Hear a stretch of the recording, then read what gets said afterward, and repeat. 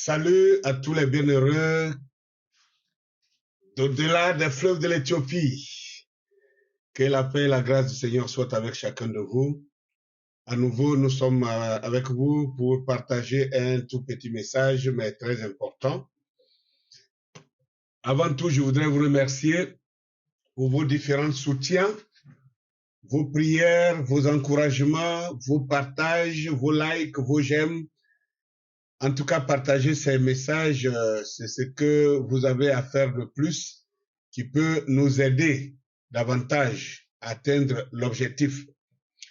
L'ouragan du midi, en cet après-midi, vous propose un nouveau thème, les patronymes africains dans la Bible. Les patronymes africains dans la Bible. Alors, dans les quelques minutes qui suivent, nous allons partager avec vous les patronymes africains dans la Bible. Pour ceux qui me connaissent, vous savez que moi, je soutiens le fait que la Bible est un patrimoine du peuple noir. La Bible est un patrimoine de l'homme noir. C'est pourquoi je vous demande, tous les croyants, tous ceux qui se veulent chrétiens ou je ne sais pas quoi religieux, de relire la Bible avec des yeux décolonisés. Ah oui, vous avez bien compris. Relire la Bible avec des yeux décolonisés, c'est mon slogan de tout le temps, parce que la Bible, quand bien même qu'elle a été touchée ou falsifiée d'une manière ou d'une autre par les locodermes, il y a des bases qui nous permettent de retracer les vérités et redresser ce qui a été tordu. Alors, en lisant en premier lieu Sophonie chapitre 3, les versets 9 à 10, la Bible dit, « Alors je donnerai au peuple les lèvres pures, afin qu'ils invoquent tous le nom de l'Éternel pour le servir d'un commun accord. D'au-delà des fleuves de l'Éthiopie, mes adorateurs, mes dispersés m'apporteront des offrandes. » D'au-delà des fleuves de l'Éthiopie, mes adorateurs, mes dispersés m'apporteront des offrandes. Alors, à partir de ce texte, je voudrais que vous puissiez remarquer que le Seigneur était en train de nous indiquer la position géographique de son peuple au temps de la fin. Et il a dit que ce sera d'au-delà des fleuves de l'Éthiopie que seront ses dispersés et ses adorateurs l'apporteront des offrandes. Si vous allez plus loin pour lire Ésaïe chapitre 19, vous verrez qu'à partir du verset 19, la Bible dit que autant en ce même temps-là, il y aura un autel au milieu du pays d'Égypte. Un autel de l'Éternel au milieu du pays de l'Égypte. Alors, et un monument à la frontière. Et là, l'Éternel fera en sorte que les Égyptiens puissent se convertir à lui et revenir à lui. Or, si vous regardez bien ce texte de Sophonie, il a dit que il fera en sorte que il donnera au peuple des lèvres pures afin que ces peuples puissent l'invoquer tous d'un commun accord pour le servir d'un commun accord. Et c'est là que ces dispersés, ces adorateurs, d'au-delà des fleuves de l'Éthiopie, lui apporteront des offrandes. Alors, il y a un fait étonnant dans la Bible. Malgré toutes les preuves flagrantes, l'interdépendance entre le peuple noir et la Bible est farouchement niée et impitoyablement combattue. Pourtant, il y a une interdépendance entre le peuple noir et la Bible. Alors, ci-dessus, nous allons vous faire défiler sur l'écran. Pendant que je parle, vous allez voir les différents noms, les différents patronymes des Noirs, des Africains, des peuples négroïdes dans la Bible. Et vous verrez comment c'est édifiant. Je voudrais commencer par des peuples qui sont dans le pays ici, en Côte d'Ivoire. Et il n'y a pas qu'en Côte d'Ivoire, vous savez, le peuple élu s'identifie de plusieurs manières. Comme ils ont été dispersés, nous avons été dispersés dans le monde entier, il y en a qu'on peut retrouver, on peut les identifier par leur nom. Ils ont gardé encore les patronymes depuis le temps biblique jusqu'à aujourd'hui. Il y en a qui ont gardé les pratiques ancestrales. Les pratiques ancestrales. Il y en a qui ont gardé encore les noms des lieux. Il y en a qui ont gardé, en tout cas, il y a plusieurs choses. Il y en a qui ont gardé encore la langue, l'hébreu, le paléo-hébreu, l'hébreu ancien et authentique. Alors, c'est ainsi qu'on peut identifier aujourd'hui, c'est ce peuple élu qui est dispersé dans le monde entier et en particulier au-delà des fleuves de l'Éthiopie, ce qui veut dire en Afrique subsaharienne. Alors, je voudrais commencer par, comme je l'ai dit, nous sommes ici en Côte d'Ivoire, il y a un peuple bien connu que lors de mes recherches, j'ai trouvé beaucoup de patronymes venant de ce peuple-là qui est dans la Bible. Je veux parler du peuple Bété de Côte d'Ivoire. Ça ne veut pas dire que c'est le seul peuple qui est élu, qui est le peuple élu de la Bible. Non. Mais je vous ai déjà dit qu'il y en a qui ont gardé les patronymes, il y en a qui ont gardé la langue, il y en a qui ont gardé les pratiques ancestrales, c'est-à-dire la culture. Par leur culture, on peut les identifier. D'autres, c'est par la langue qu'ils parlent qu'on peut les identifier. D'autres, c'est par les noms qu'ils portent qu'on peut les identifier. Donc ici, je voudrais commencer par les noms que j'appelle les patronymes. Un patronyme est différent d'un prénom. Un prénom, alors tu t'appelles Yao Kwaku Jean-Baptiste. Le Yao Kwaku que tu portes, ça c'est ton patronyme. Mais le Jean-Baptiste qui est dessus, c'est un prénom que tu as importé d'ailleurs. Donc cela n'appartient pas au peuple baoulé par exemple. Mais le Yao et le Kwaku appartiennent au peuple Akan. Et ça, vous ne pouvez pas trouver ça chez le français, chez l'allemand, chez l'anglais, chez le russe, chez le polonais, non. Vous ne pouvez trouver ça qu'en Afrique. Quelqu'un qui s'appelle Kabemba, quelqu'un qui s'appelle Injo, quelqu'un qui s'appelle, je ne sais quoi encore, Yendu Kwa, Yendu Boam, tous ces noms, ce sont des patronymes africains négroïdes. Alors, donc, ainsi, nous commençons avec Exode chapitre 6, le verset 24. Nous trouvons un nom comme Corée. Corée, c'est un nom bien connu de la Bible que vous connaissez. Je voudrais que tous ceux qui portent le nom de Corée, qu'ils se sentent heureux. Non. L'individu Corée dans la Bible qui a commis une gaffe, ça c'est réel, mais cela montre que dans le peuple hébraïque de la Bible, le nom Corée était un nom hébraïque, un nom du peuple élu. Voilà, ne regardez pas celui qui a péché, mais regardez le nom qu'il porte et sa tribu. Voilà. Alors donc, c'est un nom authentiquement hébreu. Et nous avons des Corées ici en Côte d'Ivoire. Nous prenons Juge chapitre 10, verset 1, et 2 Samuel 23, le verset 9, et le verset 24 aussi. Vous trouvez le nom Dodo. Le nom Dodo, c'est un nom qu'on trouve communément chez le peuple Bété de Côte d'Ivoire et qu'on trouve aussi en RDC, en Afrique centrale. Il y a des Dodo partout. D-O-D-O, Dodo.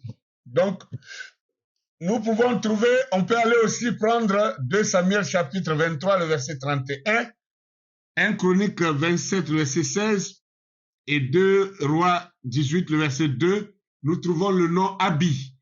Abi, chez les Bété, c'est un patronyme qui est répandu. Plusieurs familles s'appellent les Abi. Nous prenons 2 Samuel chapitre 9, le verset 12. Nous trouvons Miaka. Miaka, ce sont des noms Bété en Côte d'Ivoire ici que tout le monde connaît. Nous prenons 2 Samuel 3, le verset 3. Et Genèse 22, 24. Et 1 Roi 15, 2. Nous voyons Maka. Maka, c'est un nom hébraïque, biblique, antique, qu'on retrouve chez les Bété, qui est un nom qu'on donne aux femmes. Et dans la Bible, c'était pareil, c'était un nom de femme. Nous pouvons trouver aussi 1 Chronique, chapitre 2, 48, 1 Chronique 9, 32, Maka, les mêmes noms, chez les BT. Tade, nous trouvons Tade dans Matthieu, chapitre 10, le verset 3, et Marc 3, le verset 18. Tade, ce sont les noms BT encore, et en Côte d'Ivoire que nous connaissons, qui sont des patronymes, des noms de famille depuis des générations et des générations. Nous pouvons trouver des noms comme Ziza. Ziza, nous trouvons ça dans 1 Chronique chapitre 4, verset 37. Toujours chez les BT, Ziza. Ziza, c'est un nom, un patronyme BT, mais c'est un nom hébraïque. Alors, à la fin, vous allez me dire, si la Bible n'est pas un patrimoine du peuple noir, qu'est-ce que c'est alors? Expliquez-moi. Comment bizarrement ceux dont on dit qu'ils nous ont apporté la Bible, que c'est les Blancs qui nous ont envoyé la Bible, ils n'ont pas leur nom dans la Bible, et nous, dont on dit que cela ne nous appartient pas, c'est nous qui avons nos noms dans la Bible. Comment alors? Comment pouvez-vous justifier cela? Alors, si nous continuons, nous prenons 1 Chronique chapitre 20, 1 Chronique chapitre 4, le verset 37, 1 Chronique 4, le verset 37, nous trouvons les noms comme Ziza. Le nom Ziza est un nom biblique, un nom hébraïque. Mais nous retrouvons que le peuple BT en Côte d'Ivoire porte le nom Ziza, qui est un nom, un patronyme qu'il porte depuis des générations. Et il y a plusieurs familles qui portent ces noms-là. Et quand nous allons dans 1 Chronique 25, le verset 3, nous trouvons un nom comme Séri. Donc vous allez me dire, non, c'est pas écrit comme ça, ici là, il y a T. Attendez, Moïse n'a pas écrit en français. Moïse n'écrivait pas la Bible en français. Moïse a écrit en hiéroglyphe. Voilà, c'est la tonalité qu'il faut retenir. La tonalité. Et chez les BT, le nom Séri est un patronyme BT qui se perpétue depuis des générations. Et Séri est un nom hébraïque de la Bible antique, voyez-vous. Et si nous prenons Néhémie chapitre 3, le verset 20, et Esdras, le verset 10, Esdras chapitre 10, le verset 28 aussi, vous trouvez un nom comme Zabaï chez les BT. Tout ce que je dis là, je suis en train de parler, je suis en Côte d'Ivoire, moi-même, qui suis en train de vous parler. Et les BT sont nombreux en Côte d'Ivoire, c'est l'un des peuples les plus nombreux après les Baoulés et les Sénoufos. Nous le savons très bien. Alors donc, ils ne peuvent pas dire le contraire de ce que je suis en train de dire, ça ne fait que confirmer leur identité hébraïque. Alors, Zabaï est un nom BT. Alors, nous continuons, nous avons un nom comme Tobia. Tobia, chez les BT, ça veut dire la guerre est finie. Et Tobia ou Tobija, donc comme il n'y a pas de J dans la lettre, dans la langue hébraïque, c'est Tobia. Tobia est un nom, un patronyme hébraïque qui se trouve être un patronyme BT. Et vous trouvez cela dans 2 Chroniques 17, le verset 8, Esdras 2, 60. Alors, il y a un autre nom qu'on trouve dans 1 Chronique chapitre 4, le verset 37. On dit Shimiri en hébraïque, mais chez les BT, c'est Shimri en BT, et Shimiri, c'est la même chose. C'est la prononciation, s'il vous plaît. C'est la prononciation. Vous voyez que nous sommes toujours d'abord dans un seul peuple, dans un seul groupe ethnique en Côte d'Ivoire. Et tous ces noms se retrouvent là. Et vous allez me dire que c'est une coïncidence? Vous allez me dire que c'est un hasard? Non, c'est une réalité, un fait, un constat que nous ne devons pas dénier. Alors, je peux aussi ajouter à cela Zikri ou Zekré, que vous pouvez trouver dans 1 Chronique 27, le verset 16. Alors, ceci étant dit, nous avançons avec Genèse chapitre 38, le verset 1, nous trouvons le nom Ira. Le nom Ira, nous trouvons ça chez les dents de Côte d'Ivoire. Les dents de Côte d'Ivoire qu'on appelle communément les Yakuba. Ceux-là dont on a dit, le docteur Yahi Dion Robert avait déjà fait des recherches pour démontrer que ils sont des Danites, de la tribu d'Israël. Alors, cela confirme encore parce que Ira est un nom qui provient de chez eux, qui est un nom hébraïque depuis longtemps. Alors qu'on trouve dans la Bible. Si nous allons, nous étendons au peuple Akan en général, et les Akans, vous pouvez trouver les Akans depuis la Côte d'Ivoire jusqu'au Nigeria, en passant par le Ghana, le Togo, le Bénin. Les Akans longent toute la côtière jusqu'au Nigeria.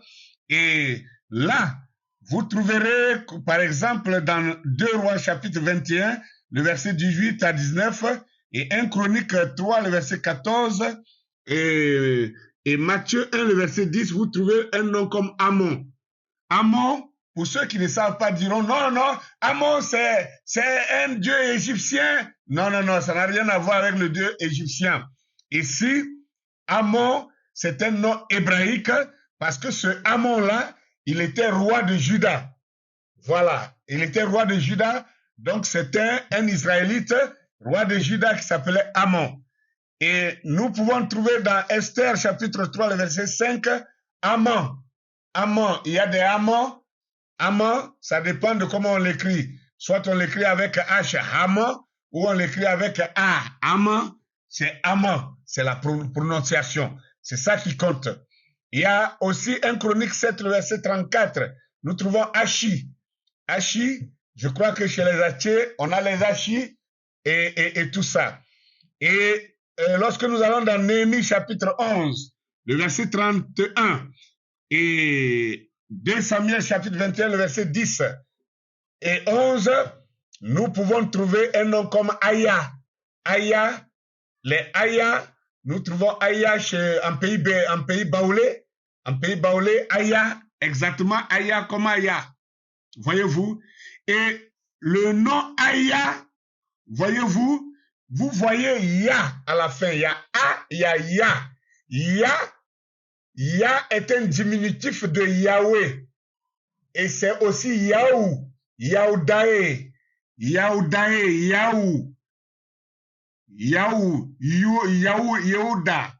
Donc, ce Ya fait allusion à Yahweh, à Yahou, qui est le nom de Dieu, et qui se retrouvait dans le peuple hébraïque dont on composait pour faire les noms. Alors, du coup, quand on avance, on peut même extrapoler avec des noms comme Yaba. Yaba, c'est-à-dire Yaba, le fils de Ya, Yaba, Yaba, il y a les Yapo, il y a les Yapi. On peut travailler là-dessus et on peut trouver beaucoup de choses. Et alors, quand vous prenez ce Ya, que vous allez chez un pays Moba ou Gourmanché, au nord du Ghana, du Togo et du Bénin, il y a ce peuple-là qui habite là, et le Ya devient Yen, c'est-à-dire Y-E-N, qui veut dire Dieu, le suprême, le créateur. Donc vous trouvez Yendu Tien, vous trouvez Yendu Kwa, vous trouvez Yendu Boam, Yendu Nwa, Yen. Vous trouvez tout ça. Donc, alors, pour montrer que l'Africain, très attaché étroitement à Dieu, il nomme et il continue de nommer, n'est-ce pas, ses enfants en relation avec son Créateur. Et c'est pourquoi vous trouvez cette corrélation de Ya et de Yen. Alors, si nous avançons, si je me permets de prendre les travaux du pasteur Thomas Vanda. Thomas Vanda, qui nous rappelle qu'en observant attentivement les appellations de plusieurs pays du continent noir, ainsi que celles de ces nombreuses villes africaines, nous pouvons retracer les grandes migrations qui ont transporté ces noms, tout en les implantant dans chacun des territoires ayant été occupés par ces Israélites, qu'on appelle les Hébreux. Alors, Thomas Vanda soutient que le vocable Congo a été exporté depuis l'Empire du Mali et s'est répandu de façon tentaculaire dans toute l'Afrique centrale par le biais des migrations des Hébreux qui, en quittant la Palestine, sont passés pour certains par le Yémen. Dès lors, nous pouvons trouver Congo au Nigeria, Congo au Cameroun, Congo au Congo-Brazzaville, Congo au Congo-Kinshasa, Congo en Angola. Et comme ils sont passés par le Yémen, vous voyez que le Yémen, maintenant, quand ils avancent, le même nom devient Yémena. Yémena au Soudan. Le même nom devient N'Djamena au Tchad. Le même nom devient Guémena en RDC. Donc, Yémena au Soudan, N'Djamena au Tchad, Guémena en RDC. Voyez-vous? Et quand vous prenez un nom comme Soudan, le Soudan, historiquement, il est prouvé que le Soudan, c'est un nom composé qui voulait dire Soyuda. Soyuda. Soyuda qui signifie la terre de Juda. La terre de Juda qui est devenue Soudan aujourd'hui. Donc, du coup, nous nous retrouvons dans Sophonie chapitre 3 qui dit « Au-delà des fleuves de l'Éthiopie, mes adorateurs, mes dispersés m'apporteront des offrandes. » Alors, du coup, nous voyons comment cette migration a envoyé ces Hébreux-là au-delà des fleuves de l'Éthiopie, en Afrique subsaharienne. Alors, nous continuons et nous voyons que, par exemple, les appellations telles que Tapua dans la Bible, nous retrouvons Tewa. C'est à peu près la même chose. Yehudi, qui est devenu Yaoundé, capitale du Cameroun, par exemple. Et quand vous trouvez dans la Bible 1 Chronique chapitre 7, 18, une tribu là-bas c'est écrit Amoléketh. Les Amoléketh, c'était une famille, mais là, nous trouvons que Amoléketh c'est Babléké, voyez-vous, au Cameroun. Et ici, nous voyons dans 2 Samuel chapitre 14, le verset 2 et le verset 4, et 2 Chroniques chapitre 4, le verset 5, nous trouvons la tribu de Tekwa. On trouve plutôt la ville de Tekwa ou Teke, les Teke en RDC et au Congo-Brazzaville. Les Teke. Donc, c'est une question de prononciation. Ne disputez pas pour des choses qui sont réelles. Je vous ai déjà prévenu, Moïse n'a pas écrit la Bible en français, encore moins en anglais. Il a écrit ça en hiéroglyphe. Le hiéroglyphe, c'est le médronéchien africain, négroïde. Donc, il y a la prononciation qui change par rapport à la linguistique dans laquelle cette écriture a été traduite. Donc, ne débattez pas sur ça. C'est aussi clair que ça. Alors, nous allons dans Exode 6, le verset 19, et Exode 3, le verset 20, nous trouvons Bashi. Bashi qui est le pluriel de Mouchi. Donc, les Bashi, bibliquement, sont un peuple hébraïque, dans la Bible ici, mais nous trouvons que les Bashi sont au Congo, en RDC, et dans les 2 Congos, on trouve les Mouchi, les Bashi. N'est-ce pas? Le Bashi ou les Mouchi. Alors, si nous prenons Josué 15, le verset 40, et Josué 18, le verset 25, le pays qu'on appelle Gabon, nous retrouvons Gabaon ou Cabon. Il y a Cabon, C-A-B-B-O-N, Cabon. Et puis il y a Gabaon. Tous ces 2 noms bibliques se réfèrent à Gabon. C'est une question de prononciation. Et c'est l'Afrique centrale. Il y a dans 1 Chronique 15, le verset 17, Kushaja. Kushaja. Kushaja.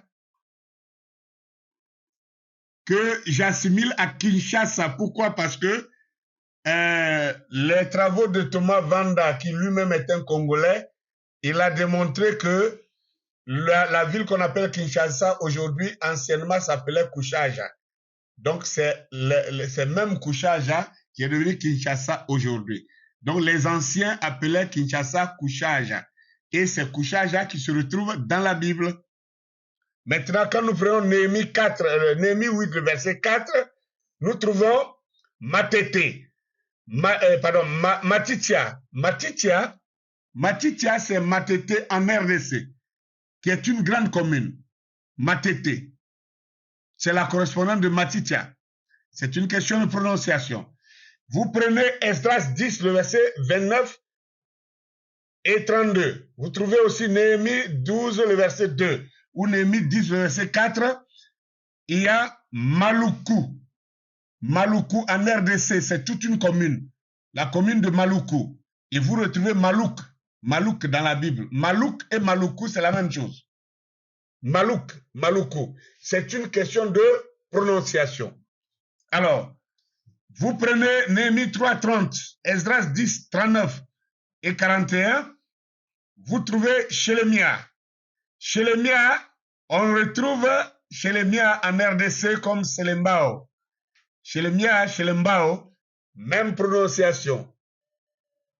Nous prenons un Chronique 11, 39 et 2 Samuel 23, 37.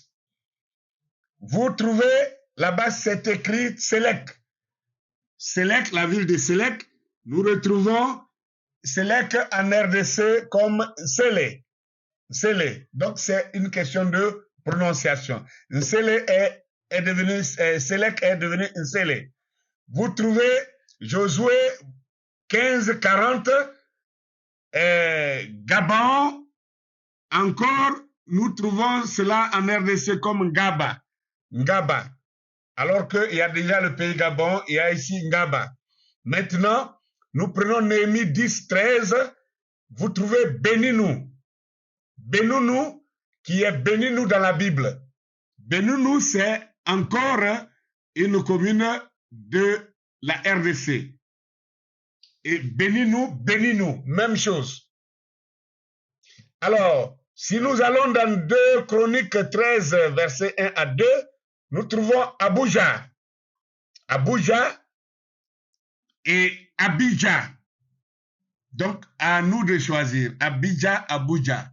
Et nous connaissons Abuja, soit c'est Abuja du Nigeria, soit c'est Abidjan, qui est Abidjan. On prend ça comme on veut, mais il y a un rapprochement.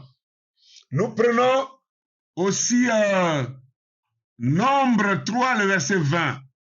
Je crois, il y a les Mouchi, qui est toute une tribu en RDC. Mouchi, c'est Mouchi aussi dans la Bible. Mouchi. Mouchi dans la Bible, Mouchi en RDC. Vous prenez 2 Samuel chapitre 21, le verset 14. Et Josué 18, le verset 28, vous trouvez Tchéla. Tchéla dans la Bible, Tchéla en RDC, au Congo central. Au Congo central, vous trouvez Tchéla, la ville de Tchéla. Tchéla, même Tchéla dans la Bible. Ça, il n'y a rien à changer. Les lettres sont les mêmes choses, c'est la même appellation. Vous prenez Juge 1, le verset 23. En RDC, on dit Louosi, alors que dans la Bible, on dit Louz. Donc, Louz et Louosi, c'est une question de prononciation. C'est la même chose.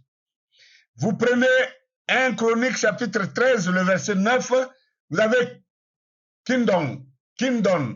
Dans la Bible, vous avez Kindu en RDC. Kindu, même chose. 2 emplacements. Une ville dans la Bible, une ville en RDC. Vous prenez 1 Chronique 8, le verset 1. Là-bas, il est parlé d'Accra. Accra, comme Accra du Ghana, je ne suis pas en train de dire que c'est là, mais je suis en train de vous dire la concordance, la connotation de ces noms-là. Alors, nous prenons 1 Chronique 8, le verset 6, nous trouvons Manaka. Manaka dans la Bible, et vous trouvez en RDC, c'est Mbandaka. Mbandaka, vous voyez, c'est une question de prononciation. Manaka, Mbandaka, c'est comme on dit Kadhafi et Hadafi. Les Arabes ne prononcent pas Kadhafi comme nous on dit, ils disent Hadafi. Hadafi. Donc, c'est une question de prononciation. Il n'y a pas de débat là-dessus. Donc, ici, Mbandaka et Manaka, c'est la même chose. Et nous prenons 1 Chronique chapitre 7, le verset 34. Nous avons là-bas Rega. Rega. Or, en RDC, il y a la ville de Rega. Il y a Rega. En RDC, il y a Rega dans la Bible. Nous prenons 1 Chronique chapitre 12, le verset 3 et Josué 19, le verset 45. Nous trouvons Baraka ou Beraka. Donc, or, en RDC, c'est Beraka. Beraka et Baraka dans la Bible, même chose. Donc, alors, nous prenons aussi 1 Samuel chapitre 23, le verset 20. Il y a un nom d'homme, le nom d'une personne qu'on appelle Kapsil. Kapsil. Or, Kapsil, ça n'existe pas, c'est Kabasele. Kabasele. Kabasele, on trouve les Kabasele en RDC. Et donc, c'est une question de prononciation. Alors, voici ainsi le travail que Thomas Vanda a fait en tant qu'un Congolais. Il a fait ce travail-là. Comme il n'a pas écrit de livre, moi, sous sa permission, j'ai mis cela dans mon ouvrage ici. Et j'ai fait le travail aussi au niveau des noms BT en Côte d'Ivoire que j'ai complété. C'est dans mon livre ici. Nous allons poursuivre. Et là, dans mon livre, il se trouve à la page 74, 75 jusqu'à 76. Alors, ici, nous allons poursuivre et toucher les noms de certains pays africains qui se retrouvent dans la Bible. Qui se retrouvent dans la Bible. Quand nous prenons, par exemple, Josué 4, le verset 19, et 1 Samuel 7, le verset 16, vous voyez Gilgal. Gilgal, c'est Kigali. C'est Kigali. Gilgal, Kigali, c'est la même chose. Quand vous prenez 2 Rois, chapitre 25, le verset 23, ou Jérémie 35, le verset 3, ou Ézéchiel 8, 11, vous avez Jazania. Bon, en lisant en français, on dit Jazania. Mais la lettre Y n'existant pas en hébreu, s'il vous plaît, c'est Yazania. Yazania. Donc, Yazania est la correspondance de Tanzania. Tanzania. Tanzania, Yazania, c'est la même chose. Et si vous prenez Esdras 2, le verset 52, et Néhémie 7, le verset 54, vous avez Archa. Archa. Archa, nous trouvons que Arusha, c'est Arusha, la capitale de Tanzanie. Donc, Archa et Arusha, c'est la même chose. Vous prenez Michée 1, le verset 11, nous trouvons là-bas Tchouana. Tchouana. Tchouana. Alors, Tchouana, c'est le nom d'un chef de famille dans la Bible. Et nous trouvons Botswana. Botswana. Donc, Botswana qui veut dire les enfants de Tchouana. Les enfants, les fils de Tchouana. Alors, et tout ça, nous sommes en Afrique toujours. Tchouana, Botswana, les enfants de Tchouana. Dans Juge 4, 11, on parle des Tchouanaïm, c'est-à-dire les descendants, les Tchouana, les Tchouana. En hébreu, quand vous voyez AI à la fin, le him à la fin veut dire pluriel. C'est le pluriel qui fait le him. Donc quand on dit les Tchouanaïm, ça veut dire les enfants, la famille, les descendants de Tchouana. Et nous voyons Botswana. Donc ce sont les Tchouanaïm qui ont formé le pays de Botswana. C'est aussi clair que ça. Quand on va dans Juge 4, le verset 11, on trouve Kenya. Kenya qui était l'un des archers de David. Et Kenya, voyez, Kenya a fondé le pays de Kenya, hein, la nation kenyane, qui est en Afrique encore. Vous prenez 1 Chronique 5, le verset 19. Nous avons là-bas Yetour.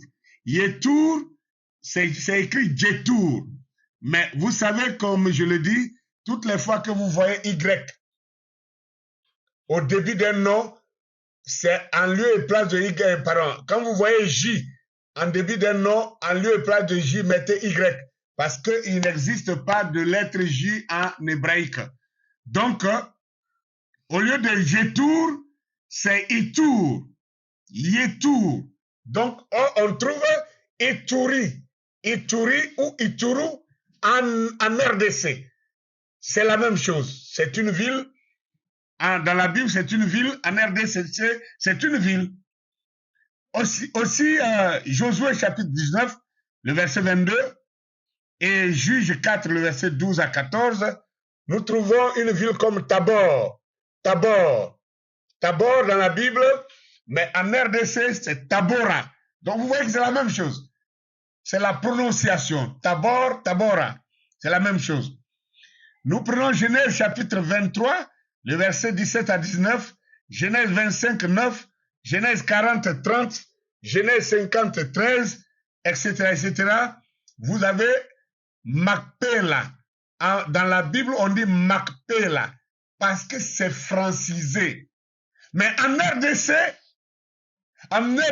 au Congo central, il y a la ville, il y a le quartier de Mapela. Mapela. Voilà la vraie prononciation. Mapela. Mapela. Les Congolais qui m'écoutent, ils savent que c'est la vérité.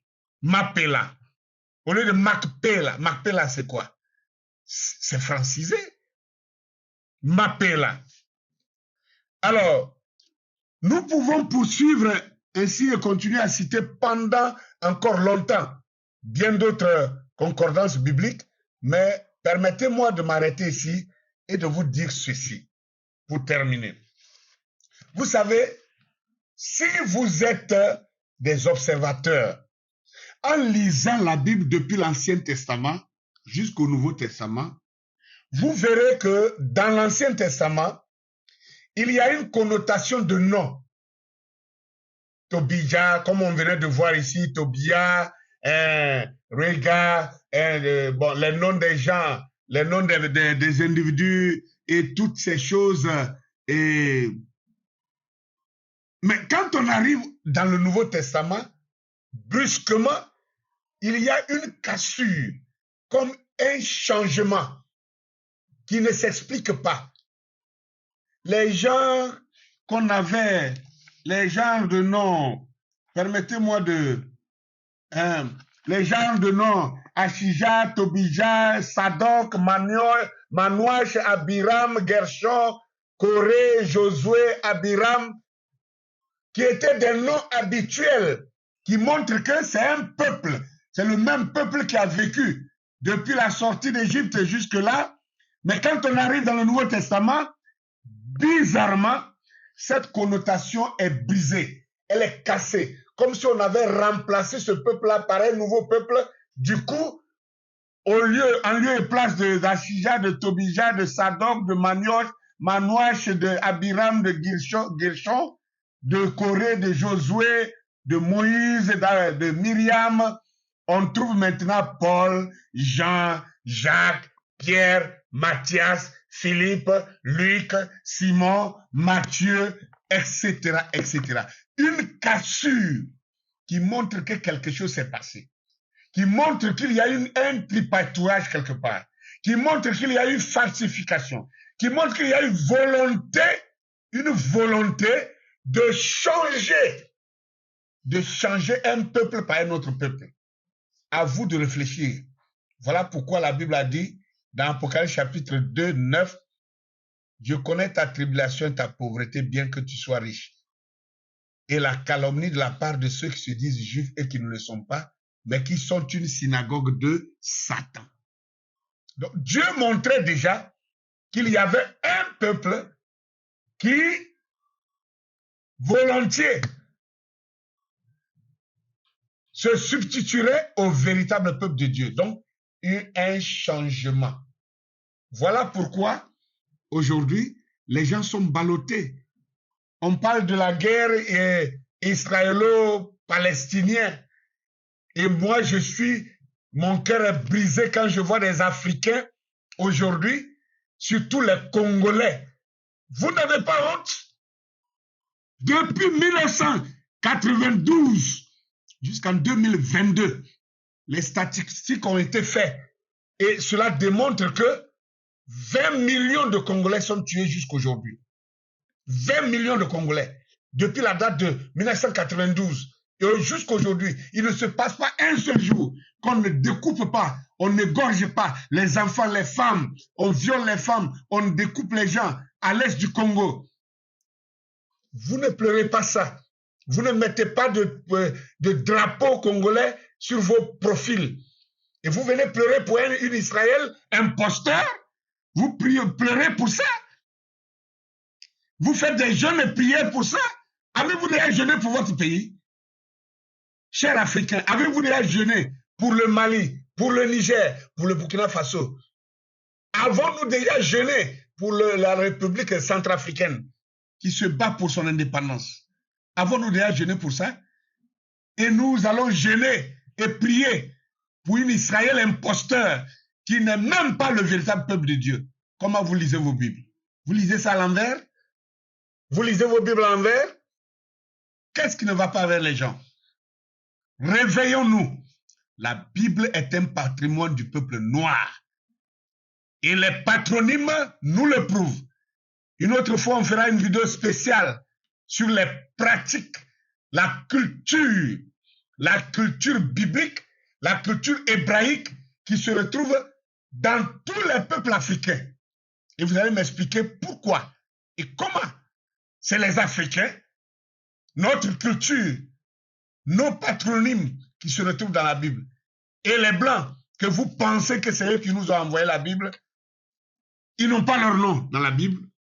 Ils n'ont pas leur culture dans la Bible parce que l'homosexualité, ça n'existe pas dans nos langues africaines. Dans aucune langue africaine, vous ne pouvez pas trouver ce mot-là. Je ne parle pas de la tradition, je parle du mot. Il n'existe pas. Mais eux, c'est leur culture. Pourquoi on n'ouvre pas les yeux? Pourquoi on ne se réveille pas? Comme quelqu'un pouvait le dire, éteignez vos portables et allumez vos cerveaux.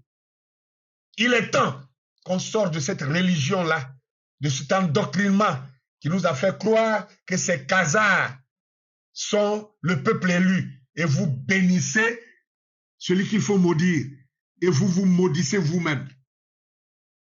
Quelle malédiction! Peuple africain, réveillons-nous. Réveillons-nous. L'heure a sonné. L'ouragan souffle pour le réveil du midi. Que vous le voulez ou pas, l'Afrique se réveille. Et le peuple de Dieu avec. Et les choses ne seront plus les mêmes. À bon entendeur, salut. Je ne peux terminer pour vous inviter à vous procurer mon ouvrage, l'ouvrage que j'ai écrit intitulé « La vérité sur les Hébreux noirs d'Afrique et les Khazars de Palestine ». Et vous pouvez avoir ce livre ici à Abidjan, à Dakar, à Lomé, à Kinshasa, à Pointe-Noire, à Libreville, à Brazzaville, à Douala, et à Bangui, à Ouagadougou et même à Paris. Pour vous qui êtes à Paris, adressez-vous à la librairie Tamery de Paris et vous l'aurez. Alors, partagez, likez et commentez. Merci de nous avoir suivis et à très bientôt pour une prochaine vidéo. Que Dieu vous bénisse.